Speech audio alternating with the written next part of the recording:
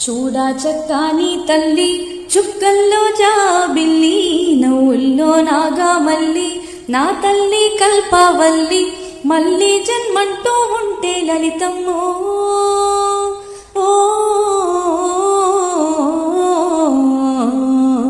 తల్లి నీ సేవకి పుడతా మాయమ్మ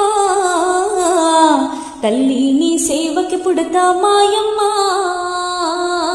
చూడా చక్కాని తల్లి చుక్కల్లో జాబిల్లి నవ్వుల్లో నాగామల్లి నా తల్లి కల్పవల్లి